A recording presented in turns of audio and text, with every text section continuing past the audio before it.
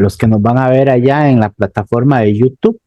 También muchísimas gracias por estar aquí, nuestro hermano Aníbal y nuestro hermano Jesús. Y pues agradecido porque realmente eh, hay ese interés de buscar, ¿verdad? De estudiar la palabra. Creo que es algo que todos nosotros debemos siempre mantener eficientemente y tratar de alguna manera de contagiar a otros, ¿verdad? Para que poco a poco también se vayan sumando. Así que voy a compartir pantalla para que podamos ver lo que queremos. Le decir a mi hermano que me dé permiso para compartir. Listo, hermano. ¿Listo? Ok, ya va a aparecer por ahí. Ahí está, según lo que habíamos notado en cuanto al grupo, ¿verdad? Lo que se estaba anunciando, que es la misión espiritual de la iglesia. En esta ocasión vamos a ver un poco acerca de cómo cumple la iglesia su misión espiritual. Realmente las palabras del Señor Jesús fueron cuando Pilato le dijo, ¿eres tú rey? ¿Verdad? ¿Se acuerdan? Y Jesús dice, si mi reino fuera de este mundo, mis súbditos pelearían por mí, pero como mi reino no es de este mundo, ¿ya? Eso dando a entender que todo el plan que tenía que ver con el establecimiento de la iglesia era meramente espiritual, ¿verdad? La adoración, el evangelismo, la edificación, los beneficios de de ser miembro de un grupo de la iglesia, hablando de la benevolencia, es decir, de las ayudas que podían ofrecer. Todo esto tenía que tener un trasfondo, según el mensaje de Jesús, un trasfondo espiritual. Entonces, la pregunta que debemos hacernos, aparte de cómo se cumple la misión espiritual de la iglesia, también es ¿para qué existe? ¿Cuál es su propósito? Y Pablo lo define en Hechos 20:28. Vamos a tocar algunos pasajes ya muy bien conocidos, pero que nos ayudan a recordar, eh, a definir realmente esta misión espiritual de la iglesia. Y dice así en Hechos 20:28, dice la 60, dice, por tanto, mirad por vosotros y por todo el rebaño en que el Espíritu Santo os ha puesto por obispos para apacentar la iglesia del Señor, la cual él ganó por su propia sangre. Entonces, tenemos aquí en estas palabras una identidad de que la iglesia es lo que estableció el Señor por medio de su sacrificio. La iglesia existe gracias, en otras palabras, al sacrificio y el derramamiento de la sangre del Señor Jesús. Y ese propósito tenía una definición que tendría que ser meramente espiritual. O sea, no, yo no veo a Jesús derramando la sangre por la humanidad para que obtengan perdón de pecados, si a la postre iba a ser un lugar donde iba a tener una actividad social que no tuviera nada que ver con la espiritualidad. Es decir, aquí tenemos muchas instituciones humanas que están al favor del ser humano. Eh, Tenemos, por ejemplo, instituciones que ayudan a las personas drogadictas, tenemos instituciones que ayudan a los alcohólicos anónimos o a los que son alcohólicos, ¿verdad? Con ese tipo de nombres, alcohólicos anónimos. Tenemos instituciones que ayudan, en fin, a las madres solteras, a los niños que no tienen hogar, no tienen familia, a los ancianos. Tenemos muchísimas instituciones y organizaciones que fueron creadas y elaboradas con el fin de ayudar a la humanidad.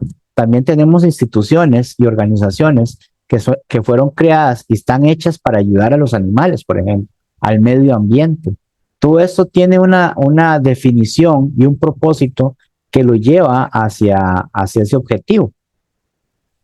Pero en el caso de la iglesia vemos que el establecimiento de esa organización tiene que ser meramente espiritual. porque para poder haber sido establecido, dice aquí Pablo, que fue el Señor que ganó por su propia sangre. El derramamiento de sangre no solamente servía como el conducto de que el ser humano podía tener comunión con Dios, sino que ese medio iba a ser por medio o referido a la iglesia, ¿verdad? Así que tomando en cuenta esto, vamos a ir desglosando algunas, eh, ¿cómo se llama? Algunas identidad. Hablando de la identidad, vamos a ir desglosando los conductos que identifican la misión espiritual de la iglesia. A eso es lo que me refiero cuando hablo de identidad. Ahora, principalmente tenemos que la iglesia es el cuerpo espiritual. Pablo en 1 Corintios 3:9 y Pedro, 1 Pedro 2:5, hablan acerca de esta comparativa. El cuerpo es una entidad espiritual. Dice ahí en 1 Pedro 5:2 que dice, apacentar la grey de Dios que está entre vosotros, cuidando de ella, no por fuerza, sino voluntariamente, no por ganancia deshonesta, sino con ánimo pronto, no como teniendo señorío sobre los que están a vuestro cuidado, sino siendo ejemplos de la grey. Esta situación me llama la atención porque Pedro lo que está diciendo es que hay una organización que debe ayudar a un sistema unido, a un cuerpo unido. Y ese cuerpo nos tiene que llevar a entender que como habíamos visto anteriormente en la autonomía, cada cuerpo de estos, cada situación de estas, de membresía, tiene una organización que ayuda a sostener las bases sólidas que permiten la espiritualidad, es decir, la actividad espiritual, a lo que me refiero, ¿verdad? Otra cosa importante, dice aquí, como está señalado ahí en 1 Pedro 2:5, dice, vosotros también como piedras vivas, sed edificados como casa espiritual y sacerdocio santo, para ofrecer sacrificios espirituales aceptables a Dios por medio de Jesucristo. Voy a poner este pasaje acá porque me parece interesante que lo analicemos. Mira, ahí está. Entonces, otra vez dice, vosotros también como piedras vivas, sed edificados como casa espiritual y sacerdocio santo. Miren ustedes que Pedro está utilizando un lenguaje del Antiguo Testamento refiriéndose al templo, refiriéndose a cómo era que se había construido el templo, las actividades del templo, de los sacrificios y la forma en que el templo de los israelitas, el templo judío, tenía un propósito específico donde la presencia de Dios estaba ahí. Pero ya no, ya ahora no iba a trabajar así, sino que como piedras vivas, dice, nosotros somos ese cuerpo que edificamos, ese templo espiritual, y que ese templo es meramente espiritual, no es un templo físico como se veía en el Antiguo Testamento. Pero sí servimos en ese templo espiritual como personas que estamos apartadas a colaborar en todo lo que es o ayuda en todo lo que es espiritual. Al decir que como casa espiritual y sacerdocio santo para ofrecer, ese es nuestro propósito al componer este cuerpo espiritual. Ofrecer sacrificios, pero espirituales, porque ya el sacrificio lo hizo Jesús una vez y para siempre, dice Hebreos, donde ya no hay manera de que volvamos a volver a traer a Cristo para que sea crucificado, sino que ya toda esa línea del Antiguo Testamento, cuando hablaba de los levitas, del templo, de los sacrificios de animales, del sumo sacerdote, de los que estaban cuidando ahí el arca del pacto, y todas estas cosas, dice Hebreos, son figuras, eran sombras de lo que realmente debían reflejar. Una sombra simplemente refleja lo que o proyecta una silueta de la verdadera persona, pero no es la verdadera persona. La sombra no no identifica a la verdadera persona, simplemente lo refleja. Así era la ley del Antiguo Testamento, así era el templo del Antiguo Testamento, simplemente lo que hacía era reflejar lo que realmente tenía como propósito, y era llevarnos a Cristo. Una vez llevados a Cristo, el sacrificio perfecto, entonces ahora tenemos que actuar y tenemos que hacer las cosas, pero ya a un nivel donde el cuerpo es meramente espiritual. Ofrecer sacrificios espirituales, aceptables a Dios por medio de la única fuente o el único medio en el cual podemos llegar, ¿verdad? Que es Jesucristo. Entonces, por eso es que cuando yo pongo aquí que la iglesia es igual a un cuerpo espiritual, es por esta razón, porque el mismo Pedro nos lleva hacia esa dirección. No solamente eso, sino que también su misión, la misión que tiene la iglesia es 100% espiritual. No podemos clasificar la iglesia del Señor por medio de situaciones materialistas, porque su origen, su nacimiento y su propósito se establecen de forma espiritual.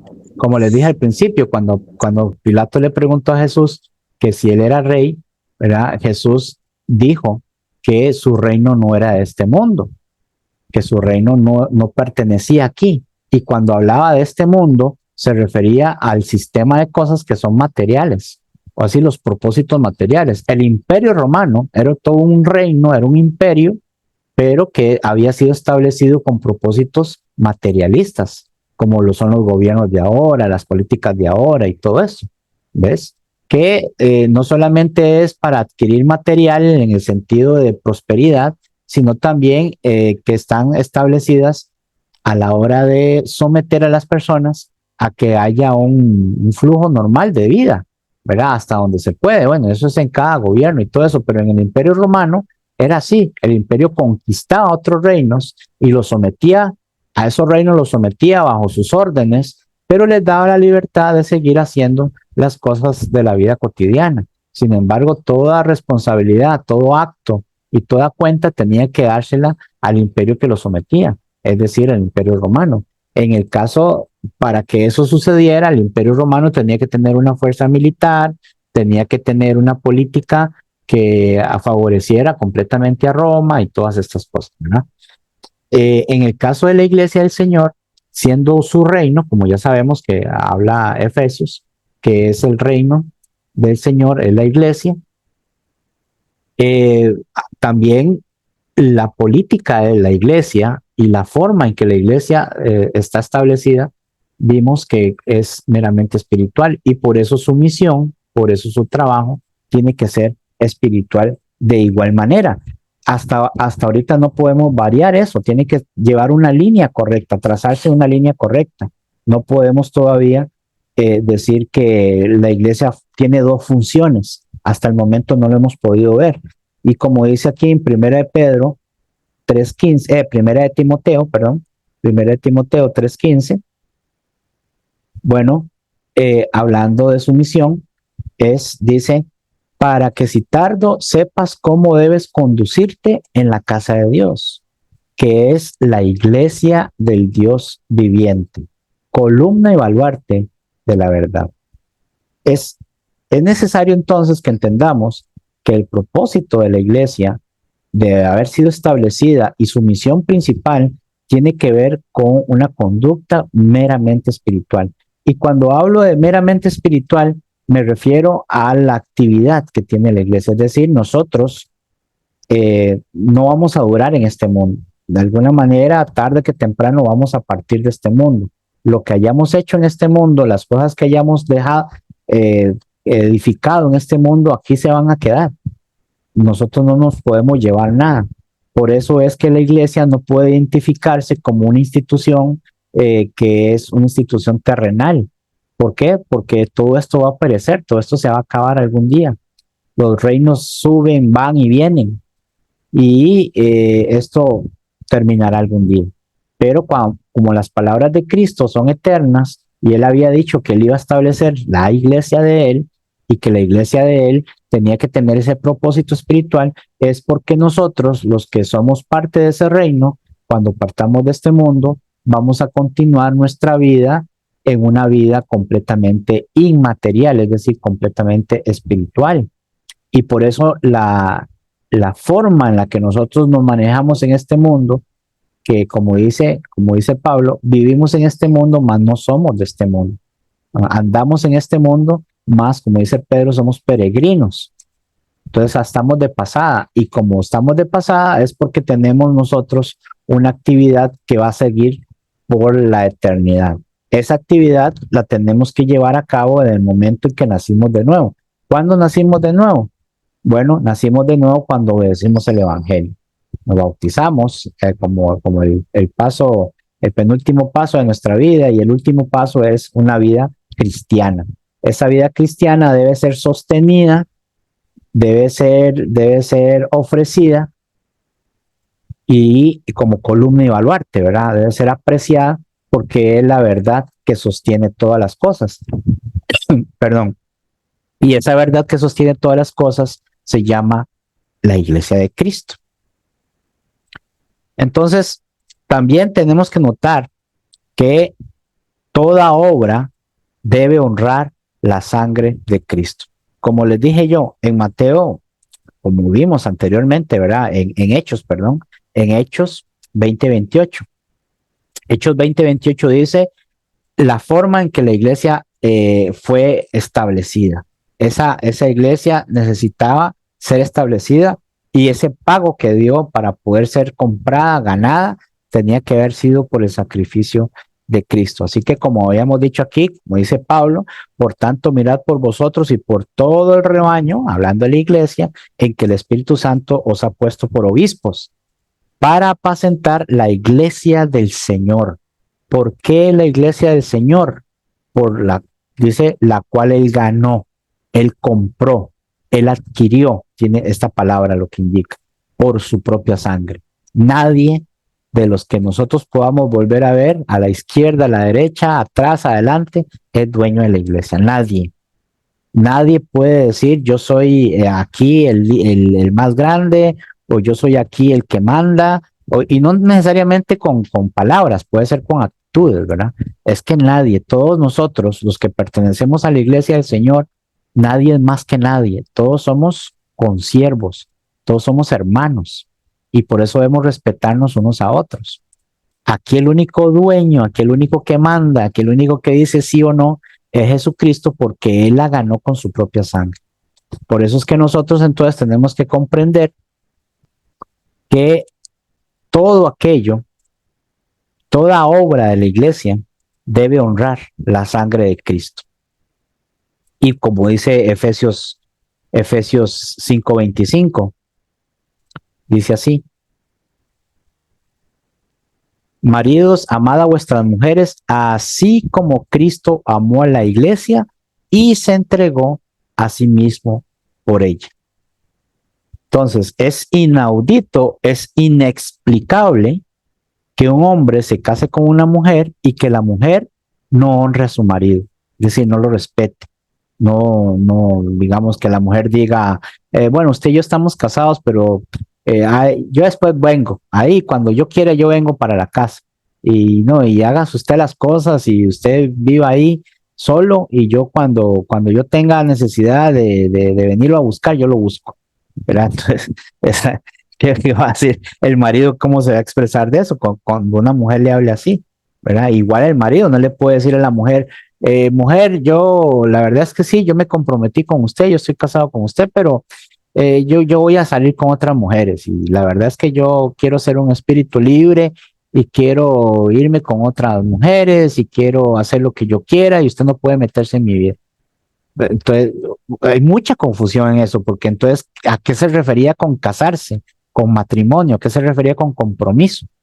El compromiso, el casarse y todo eso es honrarse el uno al otro, es vivir juntos. Dejará al hombre a su padre y su madre, se unirá a su mujer y serán una sola carne. Es hacer un hogar juntos, es traer más seres humanos a este mundo, hijos y esto, que van a complementar esa familia, pero juntos, solidarios ahí, ¿verdad?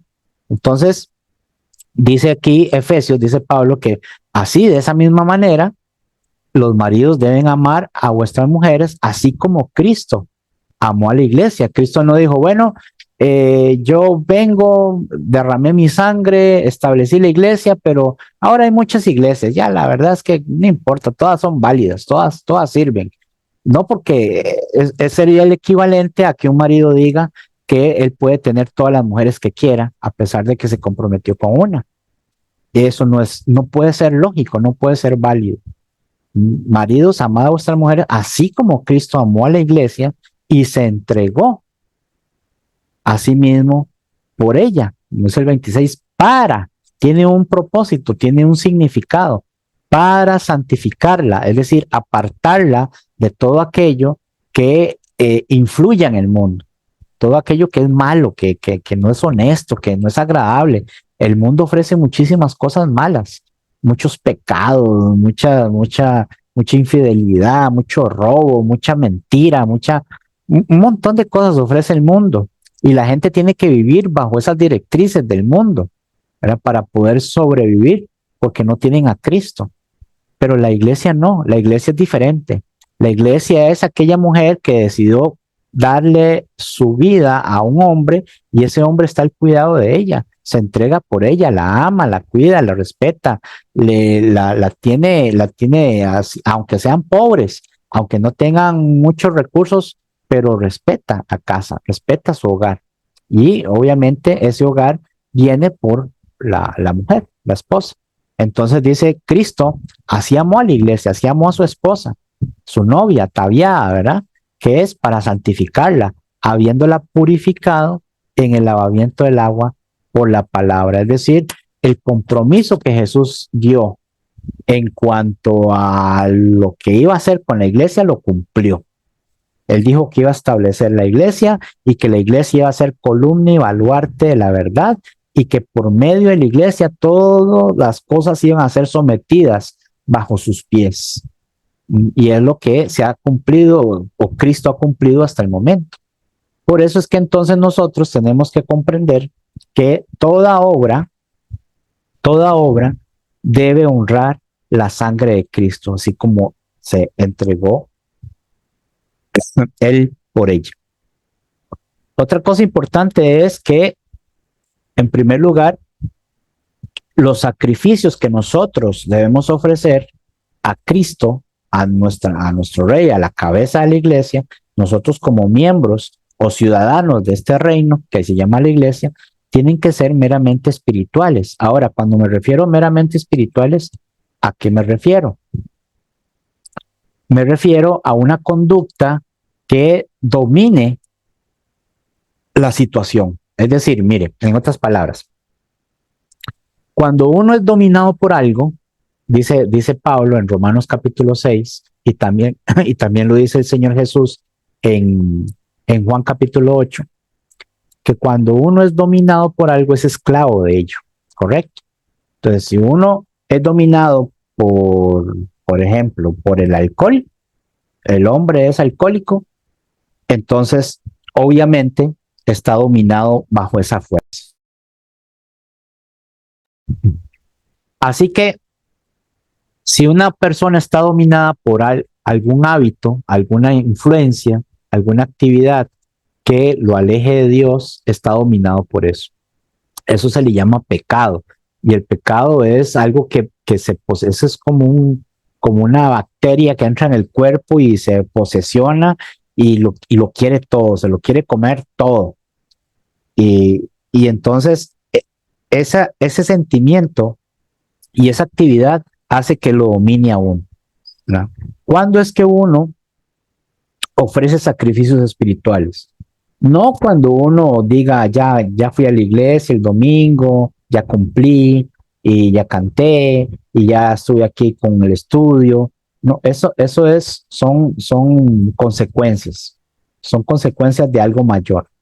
En realidad, lo que es mayor es cuando uno domina la situación porque uno lucha contra ello.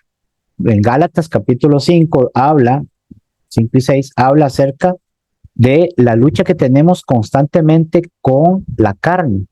ni los deseos de la carne con los deseos del espíritu no se pueden, es como el agua y el aceite, no se pueden mezclar.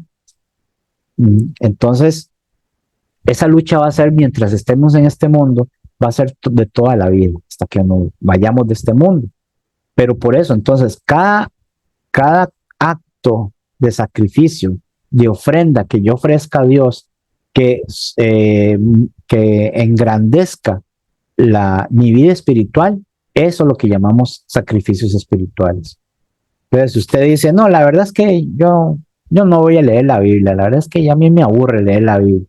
Bueno, ahí parece que no hay ningún acto de ofrenda o sacrificio que usted quiera hacerle a Dios, porque no está dejando que la influencia espiritual sea para usted.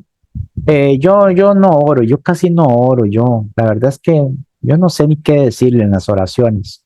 Bueno, tiene el peligro de que los deseos de la carne, que la debilidad y las tentaciones, pues tomen más fuerza y eso lo controlen a usted. Los sacrificios espirituales tienen que ver con aquellos actos que me ayudan a mí a ser espiritual. ¿Cuáles son esos actos que me ayudan a mí a ser espiritual? Orar, leer las escrituras, congregarme, como dice en este segundo punto también, es importante que reunirse sea un acto de sacrificio espiritual porque eso glorifica a Dios y eso también me ayuda a mí. Eh, como ya sabemos, este pasaje muy conocido de Hebreos, donde dice aquí el 10, Hebreos capítulo 10, versículo 23, donde dice, mantengamos firme, sin fluctuar, es decir, sin estar inclinados a un lado u otro, la profesión de nuestra esperanza. Es nuestra vocación, del por qué nacimos de nuevo. ¿Por qué usted nació de nuevo? Porque ahora usted le pertenece a Cristo. Esa es la profesión que usted tiene que poner en práctica de la esperanza que usted tiene, que es porque fiel es el que lo prometió. Es decir, Jesucristo nos prometió a los que obedecimos a Él de que Él va a volver algún día y de que la muerte no nos va a afectar para siempre. La muerte va a ser solamente un proceso, nada más. La palabra muerte significa separación. En la palabra griega original, la palabra muerte significa separación.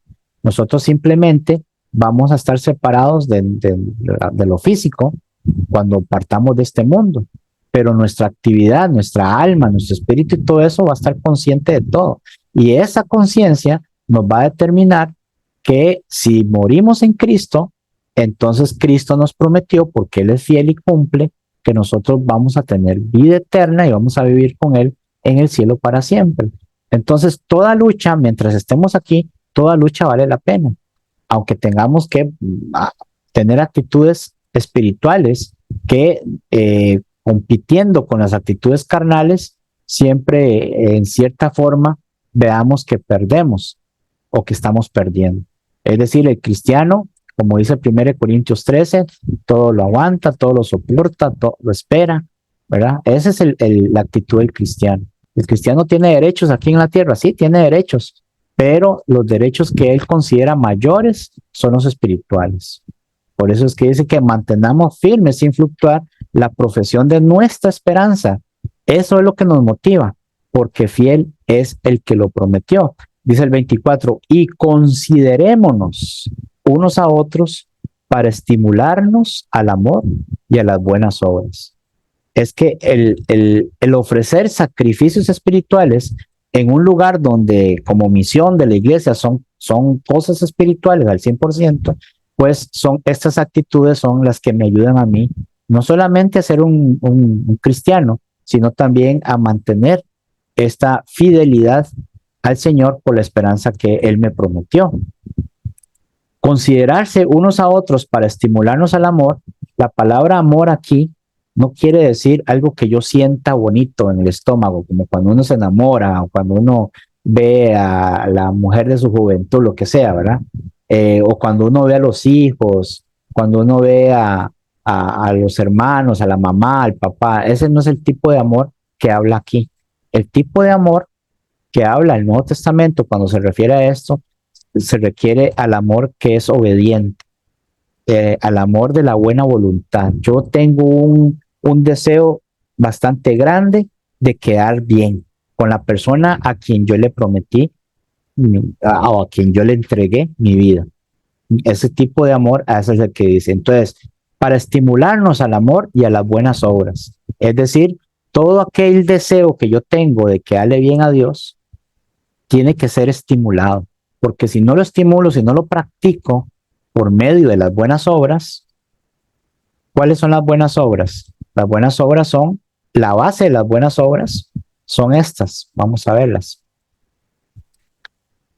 aquí, como tercer punto. La base de las buenas obras son estas. Cuando yo participo en la cena del Señor, recordando su sacrificio, yo estoy estimulándome a mí y a otros al amor y a las buenas obras, porque recuerdo, porque estoy consciente de lo que el Señor hizo por mí, y eso lo recuerdo cada primer día de la semana, con el canto de los signos, porque el canto de los signos me estimulan a mí a recordar todas las luchas que tengo, porque yo estoy aquí como cristiano, qué debo hacer como cristiano, cómo debo comportarme, y cómo debo ser agradecido, cómo debo seguir luchando en la vida, todo eso.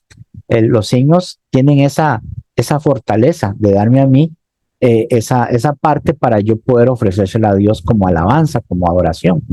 La oración congregacional, es decir, si usted no va a la iglesia, si usted no se reúne los domingos, no está haciendo sacrificios espirituales, porque no está participando de la cena, no está participando de los signos, del canto, no está en una oración donde los demás hermanos están orando y tampoco está contribuyendo a que por medio de la ofrenda se hagan las buenas obras que vimos aquí en Hebreos 10:24, cuando dice para estimularnos al amor y a las buenas obras.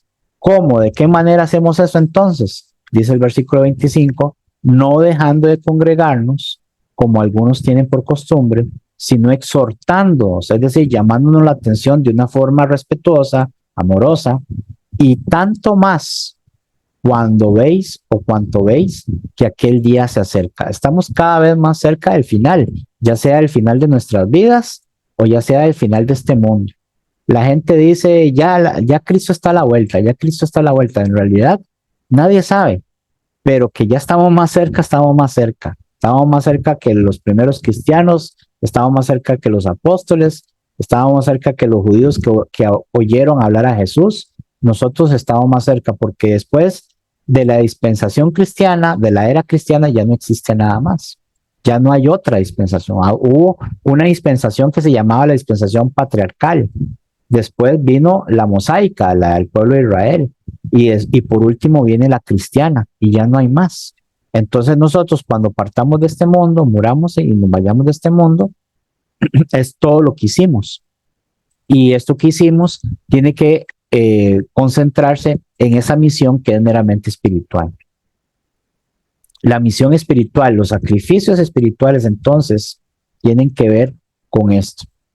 Ofrecer estos sacrificios espirituales tiene que ver con lo que yo le ofrezco a Dios y también contribuyo con los miembros de la iglesia de Cristo, que tiene como propósito trabajar espiritualmente.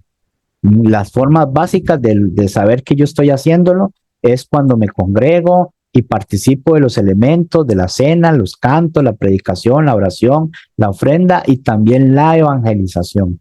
Estos son referencias que me dicen a mí que estoy haciendo sacrificios espirituales. Otra cosa importante tenemos que ver acá es que la iglesia es columna y baluarte de la verdad. Tiene que sostener esa verdad. Y si la identidad de la iglesia de Cristo es meramente espiritual, la iglesia tiene que mantener esa identidad, tiene que defenderla y tiene que sostenerla. Es demasiado importante que nosotros reflexionemos en esto, porque para poder entonces llegar a la conclusión de que toda actividad que no involucre la verdad de Dios, ya deja de ser un sacrificio espiritual, ya deja de ser una actividad meramente espiritual. Todo aquello que determine lo que Dios dice en su palabra debe cumplirse, porque es la fórmula que nos ayuda a nosotros a tener una identidad y a tener y ser una columna y un baluarte de la verdad. Tu palabra es la verdad, dice Jesús, ¿verdad? Santifícalos en tu verdad, tu palabra es la verdad. Y fuera de esa palabra no existe ninguna verdad. No es que hay verdades, no es que hay, medias verdades, no. Solo existe una verdad, y es lo que está registrado en el Nuevo Testamento para la iglesia. No más, no existe otra cosa. Otra cosa es que también, como dice acá en 1 Tesalonicenses capítulo 1, vamos a leer esto porque ahí habla de la palabra, yo puse aquí la palabra sonó, que tiene que ver con una situación en el original griego, o como se escribió esa palabra en la carta original, pero vamos a ver por qué lo dice. 1 Tesalonicenses 1, 7 al 8. 1, 7 dice así: queriendo ser, Timoteos, 1 Tesalonicenses 1, 7 al 8, está. De tal manera que habéis sido, dice Pablo, le está hablando a los de Tesalónica, de tal manera que habéis sido ejemplo a todos los de Macedonia, un lugar grandísimo, y de Acaya, otro lugar grandísimo, que han creído. Esta gente, Pablo y Timoteo y otros, estuvieron predicando en todas esas zonas y mucha gente creyó. Pero Pablo fue perseguido y tuvo que irse, tuvo que huir, porque esta gente lo quería matar a Pablo, y él tuvo que huir, y se tuvieron que desaparecer por un tiempo. Y Pablo estaba muy preocupado porque ellos pensaban que ahí en esa ciudad de Tesalónica, de Macedonia y Acaya, esta gente había escuchado la palabra, se habían bautizado y todo, pero no eran muy fuertes porque no pudieron estar mucho tiempo ahí, ¿ves? Entonces ellos estaban preocupados de que no hubieran creído realmente.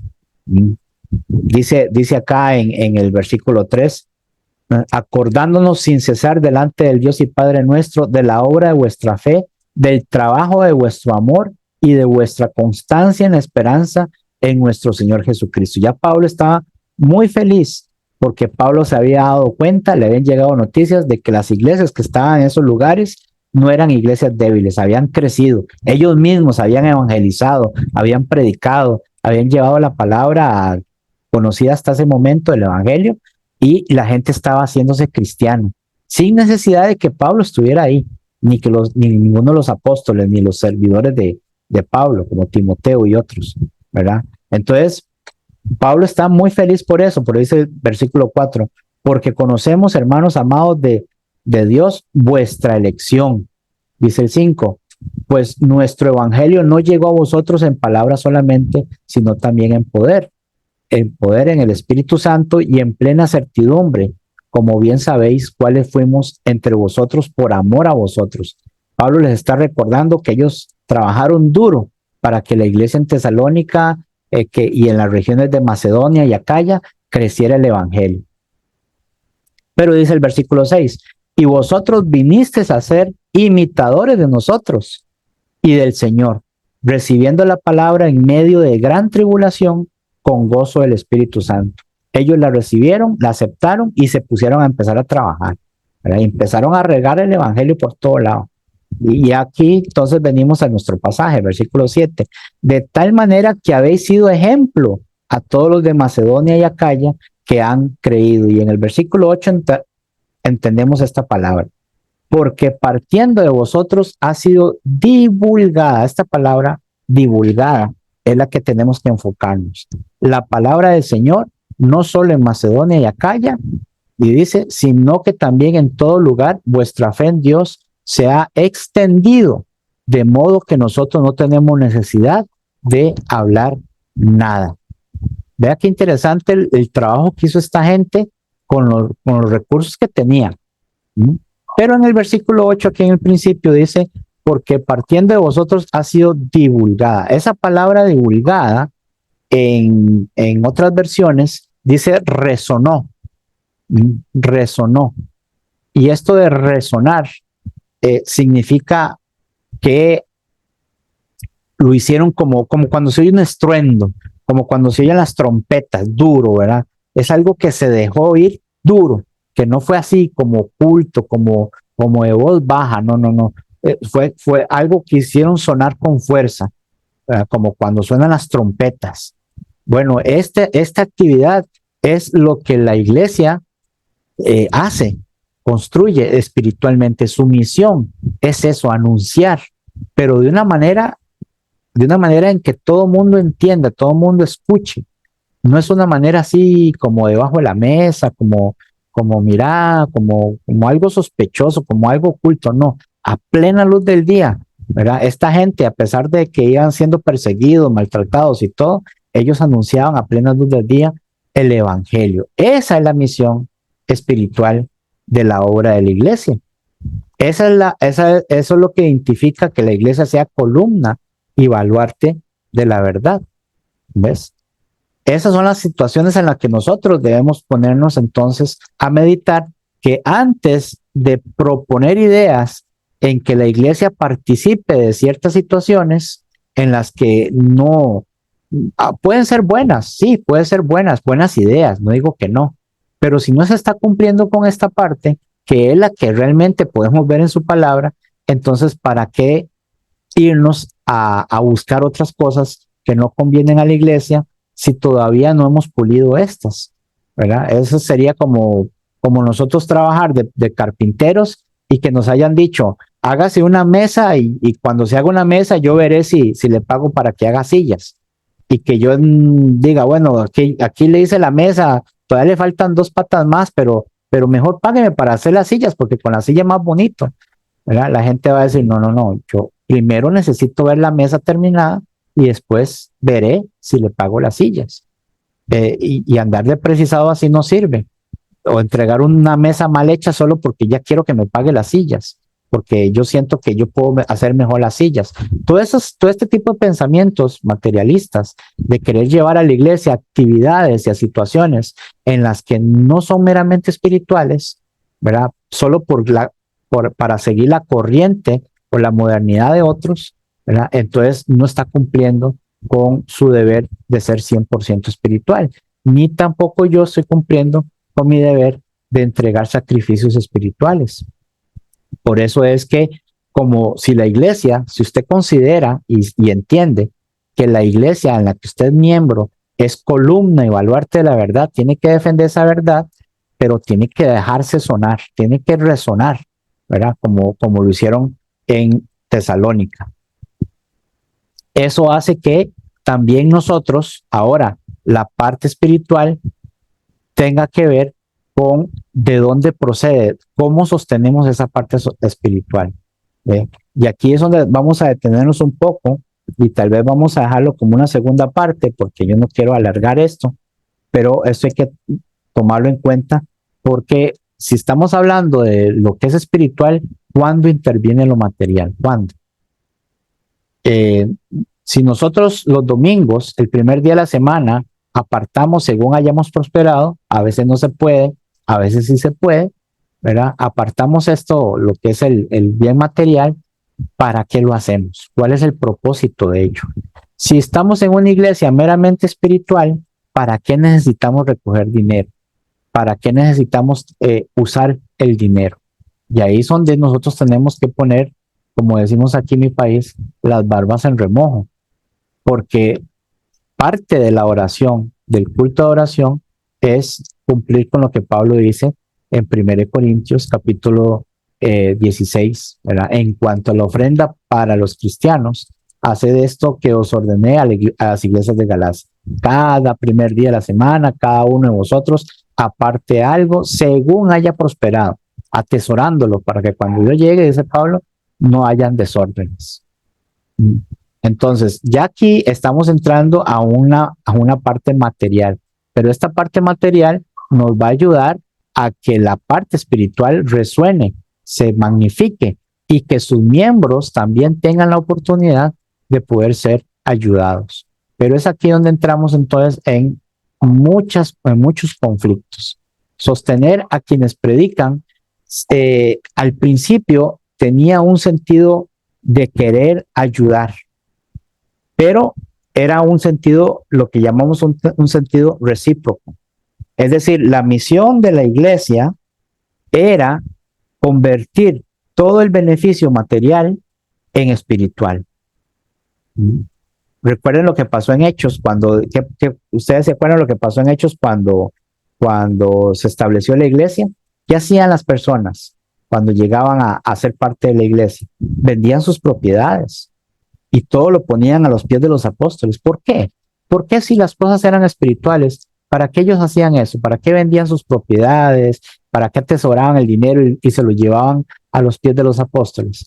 Porque todo aquello que era material, que era posesiones materiales, ya ellos veían que no les pertenecían únicamente a ellos y que todo ese tesoro podía ser trabajado de una forma en que tuviera y cosechara espiritualidad.